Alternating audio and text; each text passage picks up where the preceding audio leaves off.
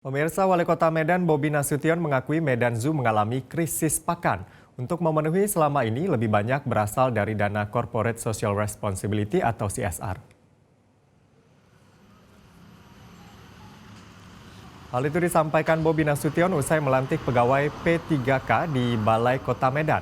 Mantu Presiden Jokowi itu mengatakan kalau manajemen Medan Zoo hingga kini belum bisa berdiri sendiri untuk memenuhi kebutuhan pakan bagi satwa-satwanya. Lebih lanjut, Bobi mengatakan untuk mengatasi masalah Medan Zoo harus mengharapkan dari pihak ketiga atau investor. Bobi Nasution mengungkapkan investasi di Medan Zoo akan dimulai bulan depan. Investasi itu nantinya akan difokuskan di 5 dari 30 hektar lahan yang ada di Medan Zoo. Bobi mengatakan pada tahap pertama investasi akan menyasar pada pemindahan hewan, termasuk memperhatikan konservasi hewannya. Sementara itu, polemik terkait kesehatan hewan di salah satu unit usaha perusahaan umum daerah atau PUD, pembangunan kota Medan ini sudah menjadi sorotan beberapa tahun ini. Sorotan semakin tajam semenjak beberapa ekor harimau mati dalam kurun waktu 3 bulan di akhir tahun lalu. Bobi sendiri kerap berjanji akan mendatangkan investor ke Medan Zoo.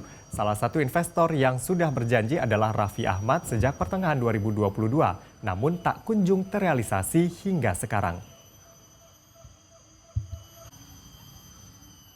Untuk pakannya itu memang dari dulu kita banyak mengharapkan dari CSR. Nah ini kalau kita bilang ini baru-baru sekarang nih dari dulu kita tidak menutup, bukan mau menyalahkan siapa-siapa, tapi itu dari dulu dan kita hanya mengharapkan dari CSR. Belum bisa, saya sudah sampaikan, belum bisa Medan Zoo ini berdiri sendiri untuk memenuhi operasionalnya sendiri juga belum, untuk memenuhi kebutuhan pakannya dan gajinya juga masih kadang-kadang masih belum bisa, jadi harus masuk pihak ketiga untuk membackup itu. Jelajahi cara baru mendapatkan informasi. Download Metro TV Extend sekarang.